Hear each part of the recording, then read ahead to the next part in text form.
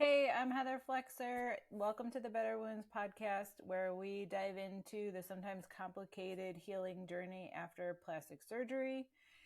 And I'm a dedicated wound care specialist with a passion for guiding those of you through a complication after surgery. If you have an open wound or a wound skin type issue, that's what I do. I work with a lot of folks after surgery or even with their post-op providers in helping navigate what they're seeing.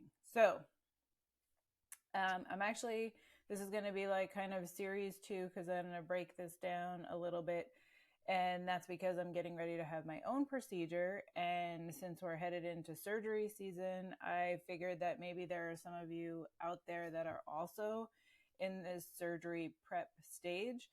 So it'd be a good idea and a good time to share how we can best recover together, because I know some of you are primarily in like just dealing with your surgeon and following their recommendations, or you're going off what someone else said, or you're just kind of winging it. So I have lots of experience. I have lots of contacts. I am nervous as heck to have surgery, but it's been living like rent free in my head for years. And so I figured this was like a good time to go for it. So I'm going to go for it.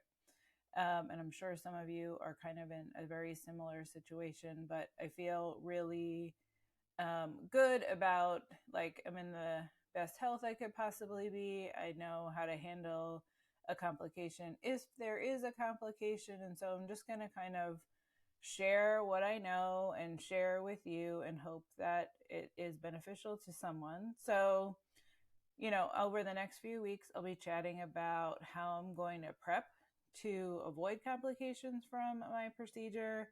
And then, through that, I will go into the early recovery phases. And hopefully, I won't have a wound issue, but as a wound care specialist, I'll know how to handle it. So if I do, I'll also be sharing some of those issues as well. And I figured it's good to go through these things together, right? That's why these groups and so on kind of exist. So I'm about 8 weeks out from my surgery right now. Um, I'm mostly focused on being as healthy and as strong as I possibly can be going into this procedure, because my background is a physical therapist, and I know for a fact that the stronger that you go into a procedure, and that's really any procedure, the better you come out. I've seen countless people who are well into their 80s or 90s, right? I work in the hospital a few days a week. And so it is quite obvious when people have led an active lifestyle, they are continuing to do whatever, physical activity they can. They're taking care of themselves, they're taking care of their homes, they're staying busy and active. Those people always recover faster, no matter what. So that's just what I know from years of experience working in healthcare. And I've had a very good workout habit before. I make sure to do something daily. It varies. I tend to vary what I do depending on the weather. I like to change it up because also as a PT, I am trying to avoid like overuse type injuries and those sorts of things. So I'm making sure to vary my workout, stick with a routine, get moving every single day. I'm kind of looking at this procedure not as a starting point, but as like the icing on the cake for all the work that I've done across my lifetime, and hoping it'll help fine tune some things that I just are resistant to diet and exercise. And I'm sure that's how a lot of you feel as well. So, on the regular basis, I'm being active every single day. That could be a run walk on the treadmill. I recently picked up a rebounder because that's going to help with lymphatic issues, that helps with cellulite, it helps with heart. There's studies that show that you can do a workout on a rebounder for a shorter period of time than it takes to like run or walk, and you'll get a very good cardiovascular workout in there. So I picked that up. I've been bouncing on that all summer. I use kettlebells, fitness balls. I have a TRX. I do all that kind of stuff at home in my workout. And then I've done like the online subscription classes as well, but I tend to like to watch my shows or do something like that. So I do the like workout thing with someone telling me what to do when I get bored with my own routine. But those are absolutely great if you're really not sure what you're doing or how to do it. Then definitely work with a trainer, even if it's one of those remote online things, and they always have modifications on them. So those are great. Now that the kids back in school, we have a little bit more time to get back into the gym. Our routines more uniform. So I'll use the gym to lift heavier weights because I don't have a whole full gym in my house, unfortunately. But I'll do that. I'll do the elliptical. I'll do the rower. I do whatever. I like to do a longer workout, like a paddle or a ride, bike ride once a week. Basically, try to get out. We got the dog. We got to walk the dog. So all that's just to say that it doesn't mean that you need to have been like at marathon level workout. What you need to just do is be like moving and using your body. Your body is meant to be moved, used. Your muscles need to have some resistance in order to grow and stay strong and give you that good shape. So weightlifting is important, especially for women as we age. And if you're on any of those GLP-1 medications, those are going to cause like a muscle wasting with the weight loss. So it's super important that you're incorporating some weights as well. So if that's you, if you're having surgery because you've had major weight loss, then getting into like also a good routine of lifting weights and working out, not just relying on those medications, is going to be great and help you kind of maintain your weight loss and like what you're focusing on and all that good stuff. So my advice is that if you have been planning a procedure, you've been doing activity, is to keep doing that activity right up to your surgery date. And then if you're not currently active, it's really never too late to start. And it's really going to benefit your healing, and it's going to help your recovery, and it's going to help with your maintenance of whatever procedure you're having. It's going to help to, even if you have a wound, like you need blood flow is coming through getting that heart pumping. So even if you do have a wound, a lot of times if we're working together, I'm going to tell you like, go for a walk, get up out of that bed.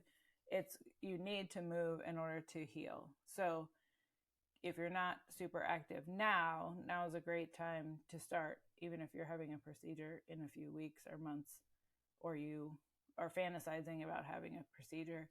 Get started now because it'll make your results better. So walking is a fantastic place to start.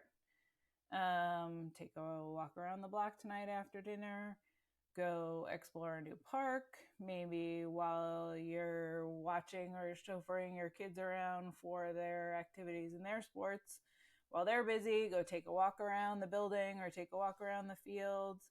There are so many things you can do to just like squeeze in activity in your day, and it really does make a difference.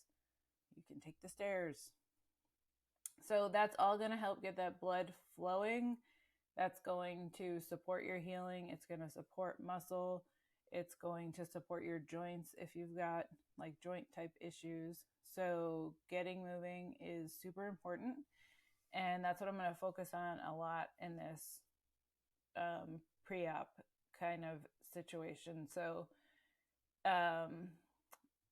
it's definitely something you should be doing, even if you're thinking like, oh, I'm going to have surgery, it's going to be fine.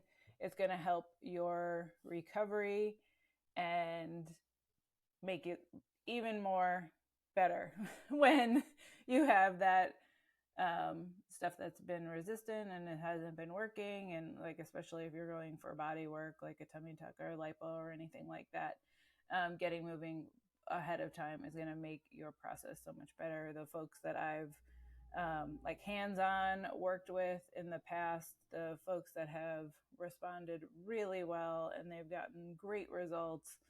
They were fit before, they were trying to be fit and active, before their surgery. But like the tissue was just kind of getting in the way. And so they were having the procedure to get back to like their old self a little bit. And they were really excited and they were really motivated and they got right back into it. And so that's a great way and mindset to have to go into a procedure. So it is always the case that when you go in stronger, you come out better. So get out there, start doing something. I'll try to make another video a little bit about what I would suggest for folks to do, especially if you are new to working out. There's a few basic exercises that will help you get stronger. Like if you think about after a procedure, you're going, especially if it's in the body, you're going to have a hard time. The biggest thing is like a hard time getting up out of bed. That's usually difficult for a lot of people. And you're going to be reliant on your arms and your legs more than your core, especially if you're having body work done. So focusing on keeping those arms strong. Push-ups are great. Tricep dips, like dips on the chair, are great. You can use stairs in your house to do dips. Those are good as well. Just trying to keep the muscles strong and ready to like move your body weight. You don't have to be throwing a lot of weight around, but moving your body using your muscles is going to make it easier for you to do simple things like get up out of bed and get up off the toilet and get out of the couch when you are home alone in those first, couple of days. So if you need any help, if you're already, in your recovery phase and you have an issue, a skin issue, a wound issue, and you need support, you can go ahead and reach out. I do personalized consults. You can grab it wherever you see this. There's probably a link somewhere, or you can go right to betterwounds.com/shop, and it should be the first thing. You can grab a virtual consult and you can use code podcast for a discount. But I hope you're good. I hope you're preparing. If you have any other tips that you want to discuss, I'll be talking about things like nutrition and what I'm going to be purchasing ahead of time, what I'm going to have ready to go, and anything else I think of. So if you have some questions or concerns, you can comment wherever you see this, and I hope you're good. If you need help, you know how to get me. Talk soon.